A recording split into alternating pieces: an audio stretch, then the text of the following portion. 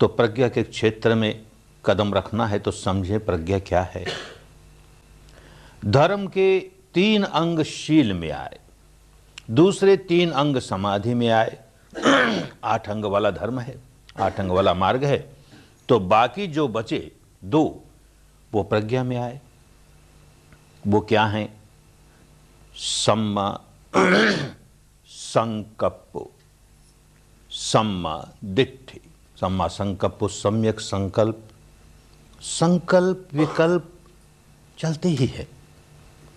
हमारे संकल्प विकल्प चिंतन मनन सारे बंद हो जाएं, हम बिल्कुल निर्विचार बन जाएं, निर्विकल्प बन जाएं, इसके बाद प्रज्ञा का काम शुरू करें, यह आवश्यक बात नहीं।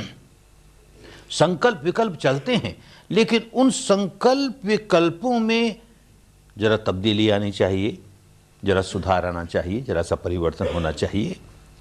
नया नया साधक जब पहले शिविर में आता है तो अपने मानस के ऊपरी ऊपरी हिस्से पर जिन जिन विकारों का बहुत गहरा प्रभाव है, किसी के साथ कोई दुश्मनी चलती है, किसी बात को लेकर के मनमुटाव है, बहुत गहरा मनमुटाव है, तो बैठते ही वो सारी बातें याद आएंगी। उसके बाद उसके बारे में द्वेष का भाव जागेगा, दौर्मनस्य जागेगा, हिंसा का भाव जागेगा। क्योंकि पहले दिन से ही जैसे ही सांस का काम शुरू किया, हमने अपने मन का ऑपरेशन करना शुरू कर दिया। तो जो मन में खोट है, फोड़े को काटना शुरू किया, तो फोड़े में जो खोट है, माने जो पीप है उसकी, वो उभर कर बाहर आएगी ही। किसी के प्रति दुर्भावना का भाव था तो बार बार वैसे विचार आते हैं। किसी के प्रति बहुत आसक्ति का भाव था, कोई काम वासना थी, कुछ था, वो बार बार आता है। सांस को देखते देखते देखते फिर ऐसे विचार आते हैं, फिर सांस की ओर लाते हैं, फिर ऐसे विचार आते हैं, फिर सांस की ओर लाते हैं। 1 दिन बीतते, 2 दिन बीतते, 3 दिन बीतते, ऐसे विचारों से जरा छुटकारा होता है। विचार अब भी आ रहे हैं, लेकिन उतने गंदगी भरे, उतने मैल भरे विचार नहीं है। अब बहुत बार चिंतन होता है तो धर्म की जो बात सुनी है, धर्म की जो बात समझी है, उसका चिंतन चलता है। कभी कभी थोड़ा दूषित चिंतन भी चल जाए, पर उतना दूषित नहीं जैसा कि काम शुरू करते ही हुआ। तो एक माने में यूं कहें कि सूरज तो उग गया, लेकिन उसके सामने बड़े काले काले घने घने मोटे मोटे बादल छाए हुए हैं, तो अंधकार ही अंधकार है। अब किसी तरह से उन बादलों को दूर करना शुरू करे तो मोटे मोटे काले काले घने घने बादल दूर होने लगे। फिर भी सफेद सफेद झीने झीने बादल हैं अभी तो रहे, उनके रहते हुए भी हमें प्रकाश मालूम होने लगा। ऐसे ही हमारा संकल्प विकल्प सुधरने लगा तो अगला कदम आसान हो गया। अगला कदम है सम्मा दिट्ठि सम्यक दर्शन। बस ये जो सम्यक दर्शन है, यही सही माने में प्रज्ञा है। लेकिन बड़ी भ्रांति होती है इस शब्द को लेकर के, आज तो होती ही है। 2500 वर्ष पूर्व के भारत में भी इस शब्द ने लोगों को बहुत भरमाया। आखिर भाषा भाषा है, उसकी अपनी सीमा है। कितनी ही समृद्ध भाषा क्यों न हो, वो सारे भावों को व्यक्त नहीं कर पाएगी। तो बहुत बार ऐसे होता है कि कोई एक ही शब्द अनेक अर्थों में प्रयोग होने लगता है। तो उस समय के समृद्ध से समृद्ध भारत की भाषा थी, उसमें ये शब्द, दर्शन शब्द अनेकार्थी था, आज भी अनेकार्थी है। एक तो दर्शन का बहुत मोटा मोटा अर्थ कि आंख खोल के हम कुछ देखते हैं तो दर्शन है, देख रहे हैं, किसी का रूप देख रहे हैं, रंग देख रहे हैं, रोशनी देख रहे हैं, आकृति देख रहे हैं तो दर्शन है। ये जो आंख खोल करके रूप रंग रोशनी आकृति देखना, इसका इस सम्मा दिट्ठि से, सम्यक दर्शन से कोई संबंध नहीं, दूर परे का भी संबंध नहीं। एक दर्शन का और अर्थ चल पड़ा, ध्यान को लेकर के। आदमी साधना करने बैठता है और उसे गहराई से ऑपरेशन करके अपने विकारों को निकालना तो आता नहीं, बस चित्त को एकाग्र करना आता है। माने समाधि का काम कर लेता है, बेचारे को प्रज्ञा का काम करना नहीं आया। तो समाधि का काम करने के लिए कोई आलंबन चुनता है, कोई काल्पनिक आलंबन अधिकतर चुनता है। तो जिसमें बहुत श्रद्धा हो, ऐसे किसी देवी की, देवता की, ईश्वर की, ब्रह्म की, अल्लाह मियाँ की, किसी बुद्ध की, किसी महावीर की, किसी तत्प्रज्ञ की, किसी संत की, किसी गुरु की, उसकी कल्पना करता है, उसकी आकृति की कल्पना करता है और उस पर मन टिकाता है।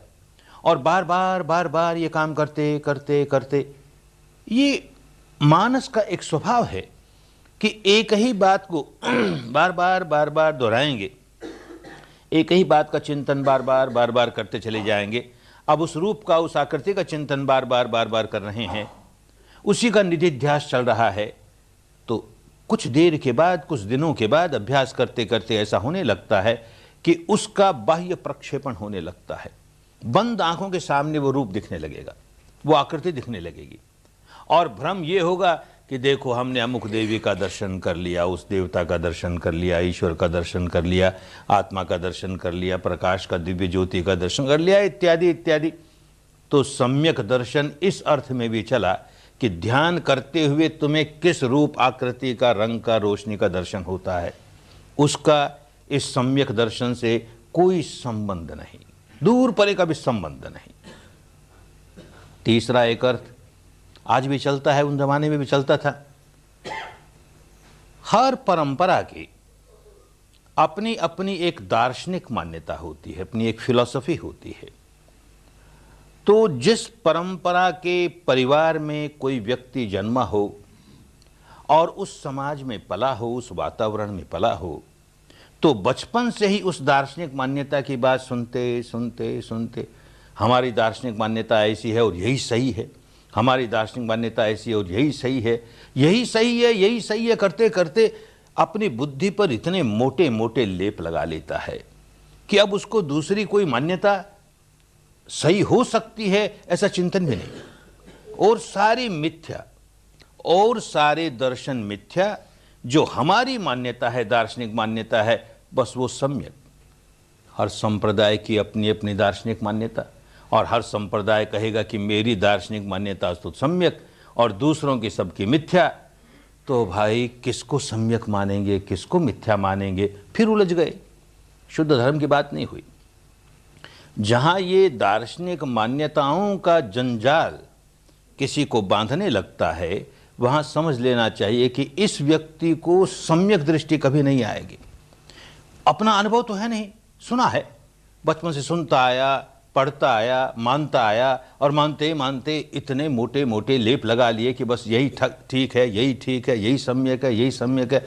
अब वो सचमुच जो सम्यक है उसको कैसे जानेगा, उलझ गया। तो सचमुच क्या सम्यक है? जो सच्चाई अपनी अनुभूति पर उतरे वो सम्यक, नहीं तो सुनी सुनाई बात है, पढ़ी पढ़ाई बात है, हम केवल उसे मान रहे हैं, श्रद्धा से मान रहे हैं, कि बुद्धि द्वारा तर्क वितर्क करके मान रहे हैं, जानने का काम नहीं करते। जानने का काम तभी होगा जबकि वो सच्चाई हमारी अपनी अनुभूति पर उतरने लगी। हमने दर्शन किया, हमने साक्षात्कार किया, माने हमने उसे अपनी अनुभूति पर उतारा। तो जितना जितना सत्य हमारी अनुभूति पर उतरता जा रहा है और उसे हम टुकड़े कर करके अच्छा यूं लगता है, ऐसा प्रतीत होता है, क्या सचमुच ऐसा ही है ये? तो उसको बड़ी समझदारी के साथ उसका विश्लेषण करते हैं, विघटन करते हैं, विश्लेषण करते हैं, तो उसके भीतर का सत्य प्रकट होना शुरू हो जाता है अपने अनुभव से। जितना जितना सत्य अपने अनुभूति से प्रकट हुए जा रहा है उतना उतना सम्यक, और वो जो सच्चाई सामने आई उसका विश्लेषण करते करते, विभाजन करते करते, विघटन करते करते उस सच्चाई को अंतिम अवस्था तक जान लिया, तो परम सत्य तक जान लिया, तो हमारा दर्शन सचमुच सम्यक हो गया, पूर्णतया सम्यक हो गया, अपनी अनुभूति से जाने।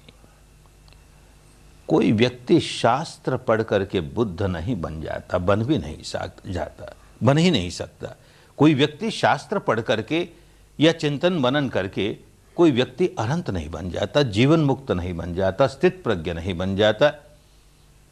अनुभव, अपना अनुभव, जो प्रज्ञा, जो बोधि सिद्धार्थ गौतम में जागी, उसने केवल एक व्यक्ति को मुक्त किया, और वो एक व्यक्ति अकेला केवल सिद्धार्थ गौतम ही, दूसरा नहीं, हो नहीं सकता। हर व्यक्ति अपने भीतर उस सच्चाई का अनुभव करके दर्शन करके उसका विश्लेषण करते करते उसके अंतिम सत्य तक अनुभूति पर उतार ले, वो व्यक्ति अपने बंधनों से मुक्त होगा, क्योंकि उसकी अपनी बुद्धि है। बाकी सब पराया ज्ञान है, अपना ज्ञान नहीं है। तो अपना ज्ञान कैसे जागे, अपनी अनुभूति वाला ज्ञान कैसे जागे, इसके लिए प्रज्ञा के 3 सोपान, 3 सीढ़ियां बताई गई। पहले को कहा श्रुत प्रज्ञा, दूसरे को कहा चिंतन प्रज्ञा, तीसरे को कहा भावना प्रज्ञा। पुराने शब्द हैं, आज के हिंदी में उनका उपयोग नहीं होता, फिर भी समझें। श्रुत प्रज्ञा, क्या श्रुत प्रज्ञा? माने वो ज्ञान, प्रज्ञा किसी और को जागी और उसने अपने ज्ञान को शब्दों में उतारा, बात समझाई लोगों को, और हमने सुनी या उसकी कही हुई बात किसी पुस्तक में छपी, हमने पढ़ी, हमने सुनी, हमने पढ़ी, तो वो शुद्ध ज्ञान कहलाया। बहुत अच्छा है, बुरा नहीं है, उसको बुरा नहीं कहते। जो आदमी कभी शुद्ध धर्म की बात अपने जीवन में सुनेगा ही नहीं, वो अपने भीतर शुद्ध धर्म जगा कैसे पाएगा? प्रज्ञा की बात सुनेगा ही नहीं, किसको प्रज्ञा कहते हैं, किसको सम्यक दर्शन कहते हैं, ऐसा कभी सुना ही नहीं, तो जिस भ्रांति में पड़ा है सारा जीवन भ्रांति में बीत जाएगा ना।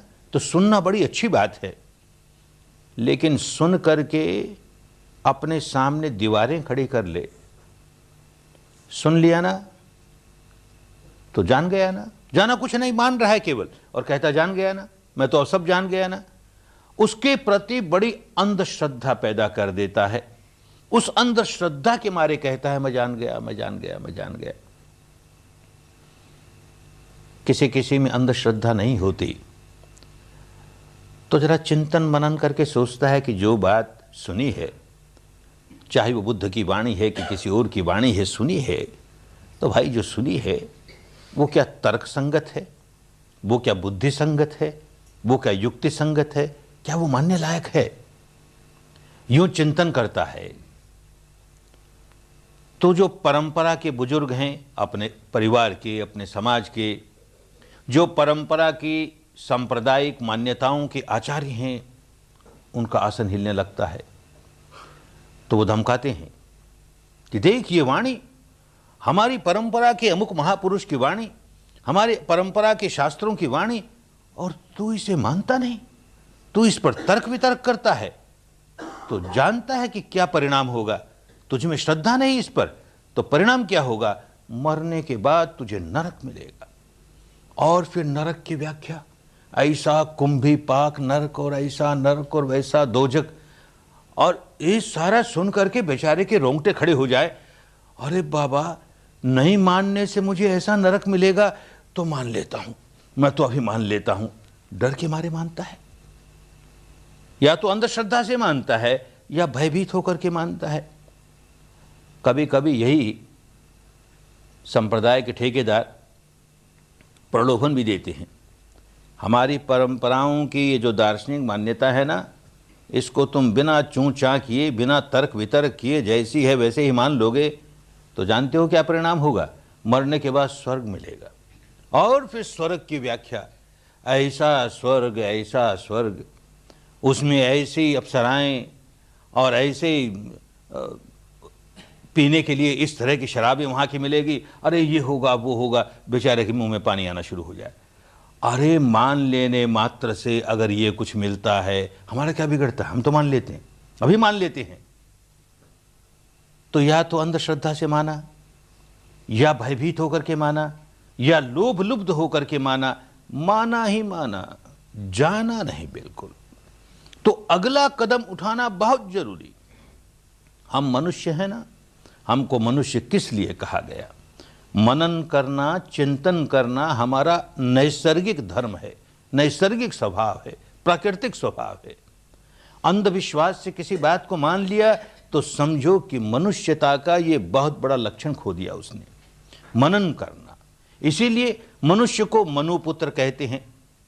अरे मनुपुत्र क्या, ये तो कहानियों की बात, कहानियों की बात। अपने ही मानस का पुत्र है। मैं जैसा हूं, भला हूं, बुरा हूं, जिस प्रकार का भी हूं, अपने ही मानस का पुत्र हूं। इस माने में मनुपुत्र कहा। चिंतन करना, मनन करना मनुष्य का नैसर्गिक स्वभाव है। तो नहीं इन बातों को सुनता और चिंतन मनन करता है, तर्क वितर्क करता है, संकल्प विकल्प करता है कि जो बात सुनी है वो कैसी है, तर्क संगत है कि नहीं, न्याय संगत है कि नहीं, बुद्धि संगत है कि नहीं। और फिर एक कठिनाई खड़ी हो जाती है। जो व्यक्ति जिस परंपरा में जन्मा है और उस परंपरा के लेप लगाए हैं बुद्धि पर, जब चिंतन करने बैठेगा, जब उस मान्यता पर तर्क वितर्क करने बैठेगा, तो अधिकतर, हमेशा तो नहीं पर अधिकतर उस मान्यता का वकील बन जाएगा।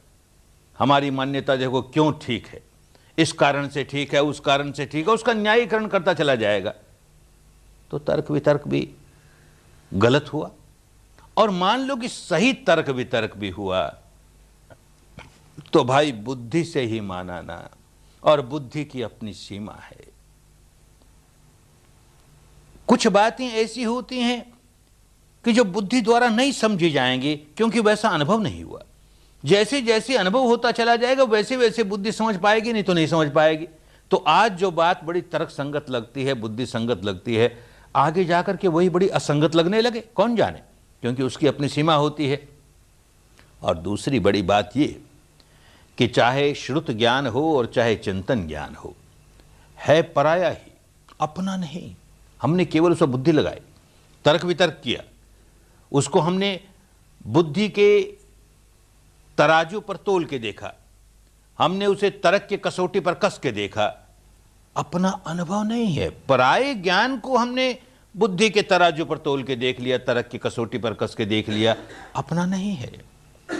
पराया ज्ञान हमारे लिए खाद्य का काम कर सकता है, खाद्य का नहीं। ज्ञान अपनी अनुभूति से जो जागेगा वो हमारा कल्याण करेगा, वही हमको जो बात जैसी है उसको जानने में सहायक बनेगा, क्योंकि अनुभूति से जान रहे हैं। और अनुभूति भी प्रारंभिक अवस्था में तो मोटी मोटी ही होगी, लेकिन मालूम हो जाए किस तरह से अनुभव करके गहराइयों से जाना जा सकता है, रास्ता मिल जाए, तो अंतिम सत्य तक उसकी सच्चाई जान जाएंगे। तो तीसरी जो है उसे भावनामयी प्रज्ञा कहा। भावनामयी, 2500 वर्ष में शब्दों के अर्थ बदल जाते हैं। आज तो भावना, कोई बहुत भावुक हो जाए, सेंटिमेंट हो जाए, उसके लिए भावना शब्द का इस्तेमाल होने लगा भारत में। उन दिनों की भाषा में वो नहीं। अपने अनुभव पर जो बात उतर रही है, जो घटना घट रही है, भवित हो रही है, हमारे भीतर जो भवित हो रहा है और बार बार भवित हो रहा है, उसका बहुलीकरण हुए जा रहा है, हमारी अनुभूति का बहुलीकरण हुए जा रहा है, वो भावित हुए जा रहा है। वो प्रज्ञा जो हमारी अनुभूति के बल पर सत्य का दर्शन बार बार हमारे भीतर करवाती है, सच्चाई की अनुभूति कराई जा रही है, वही आगे बढ़ती बढ़ती बढ़ती हमको मुक्त अवस्था तक ले जाएगी। उसको भावनामयी प्रज्ञा कहा। बस ये भावनामयी प्रज्ञा है जो हमारा कल्याण करेगी।